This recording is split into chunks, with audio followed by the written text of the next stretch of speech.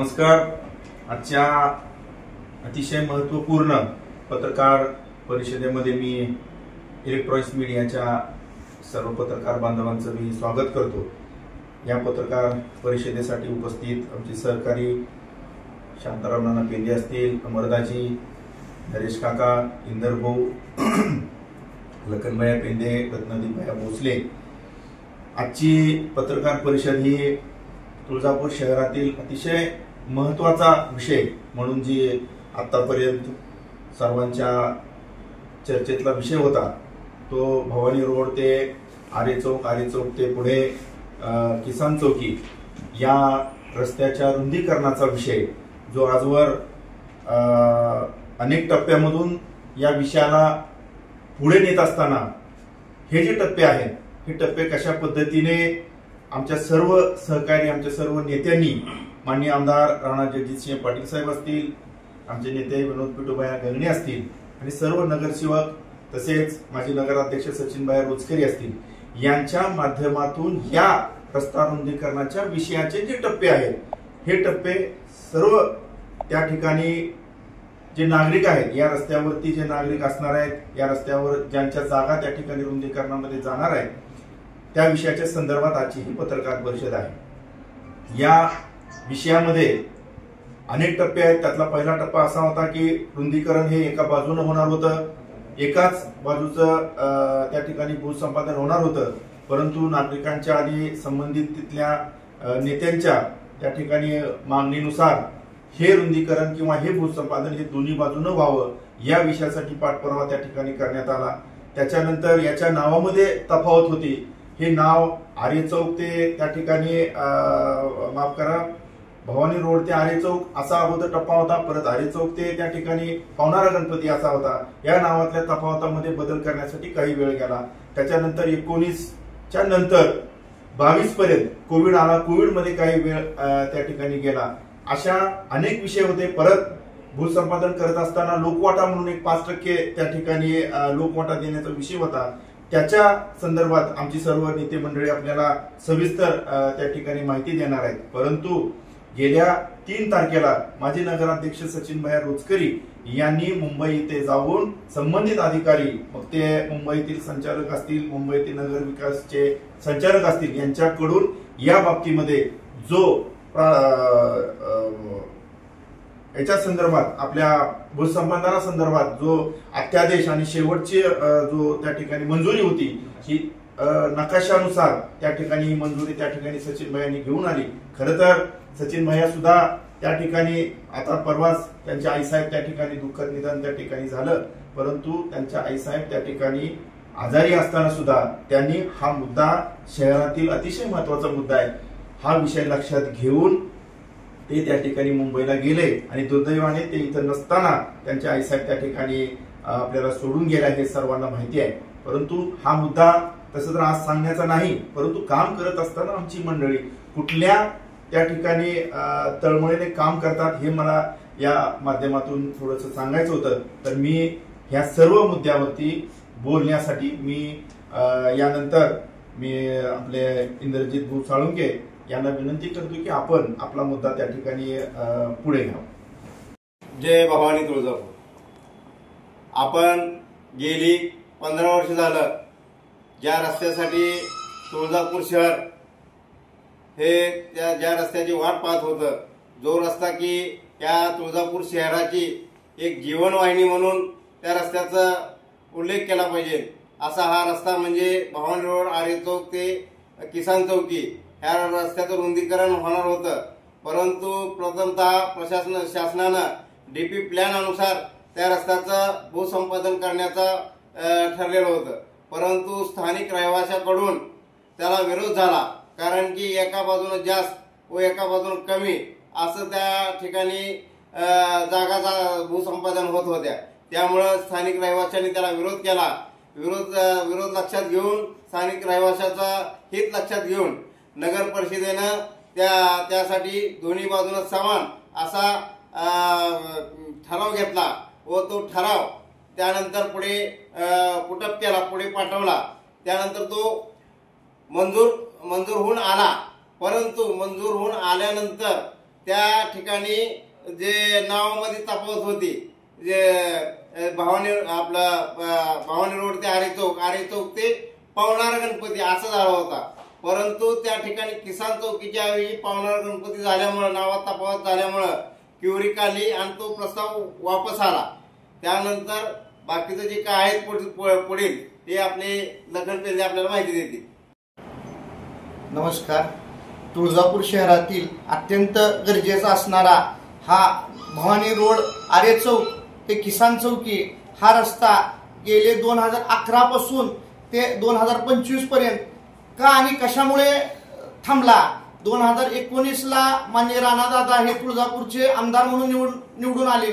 त्याच्यानंतर दादाच्या पाठपुराव्याने हा रोड कसा मंजूर करण्यात आला हे मी आपल्याला सांगतो. 2019 नंतर 2 वर्ष कोरोना काळामध्ये गेले.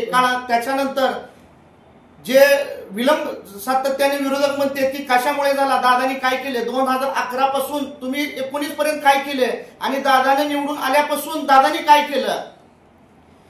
जर हा रोड प्रथम एका बाजूनं भूसंपादन करण्याचं ठराव होता. त्याच्यानंतर हा रोड 6 फूट इकडे 6 फूट इकडे सेंटर पासून 6 मीटर घेण्याचं ठरलं. त्याच्यानंतर नावामध्ये खूप बदल होता. ज्या नगरपालिकेने जे ठराव घेतलेले होते त्याच्यामध्ये प्रथम भवानी रोड आरे चौक ते पावणारा गणपती आणि ठरावामध्ये त्याच्या आधीच्या प्रस्तावामध्ये असं नाव होतं भवानी रोड आरे चौक ते किसान चौकी.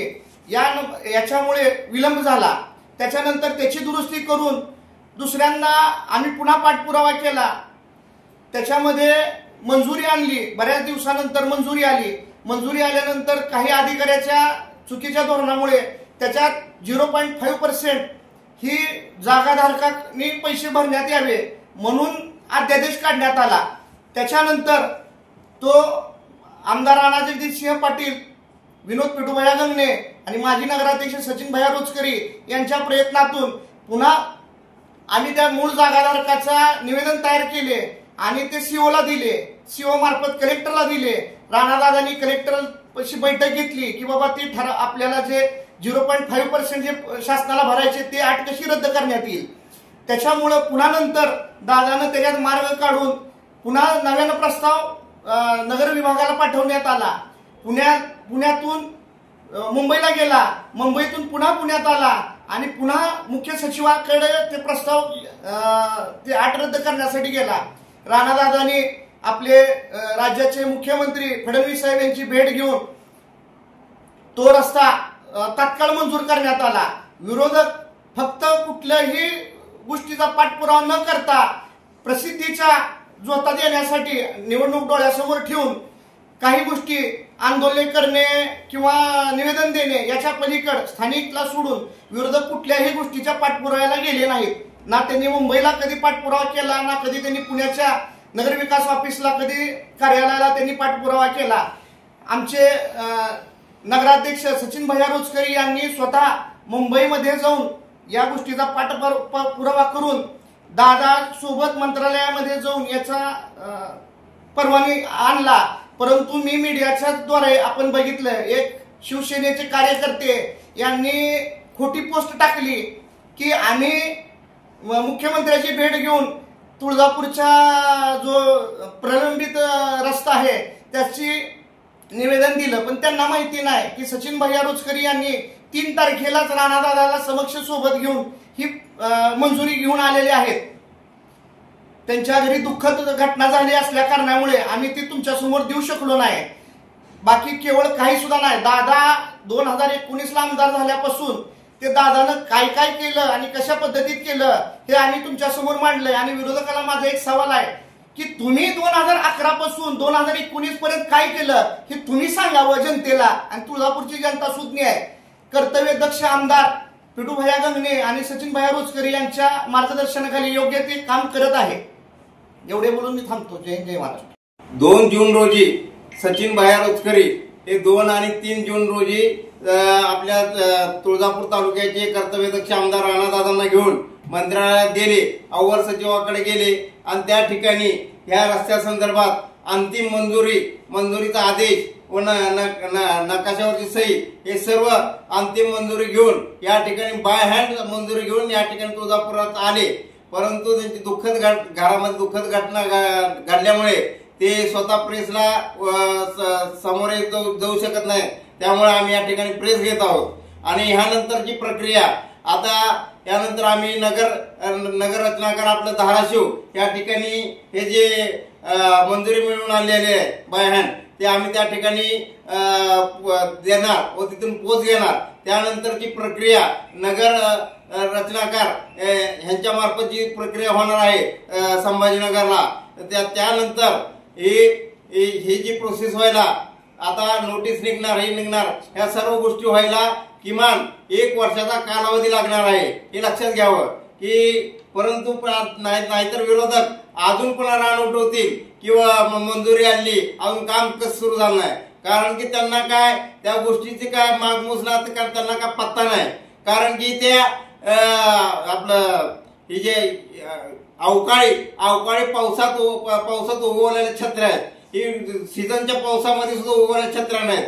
कारण की त्यांनी कुठल्याही कार्यालयाला पाठपुरवठा न करता ते फक्त त्यांचं तुम्ही एक ऑब्झर्वेशन करा. सर्व जनतेला विनंती आहे की त्यांनी 2013 पासून आतापर्यंत ह्या रोडसाठी किती आंदोलन केले, ह्या रोडसाठी त्यांनी किती कार्यालयाला भेटी दिल्या ते त्यांनी सर्व जनतेसमोर त्यांनी दाखवावं.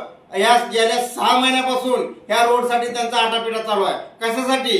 हा फक्त पुढच्या नगर परिषदेच्या निवडणुका डोळ्यासमोर ठेवून ह्याच्या पलीकडे त्यांना का जनतेशी काही घेणं देणं नाही. त्यांना फक्त नगर परिषद कसंही करता येईल यासाठी जनतेच्या डोळ्यात धूळ फेक करण्याचं काम हे विरोधक करत आहेत. हे जनतेने लक्षात घ्यायचंय. आणि या अवकाळी पावसात उगवलेल्या छत्र्यांना ह्या तुम्ही जनतेने चांगला धडा शिकवायचा हेच या माध्यमातून मी तुम्हाला जनतेला सांगू इच्छितो.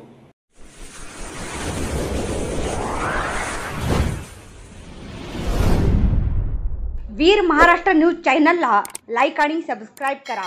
धन्यवाद.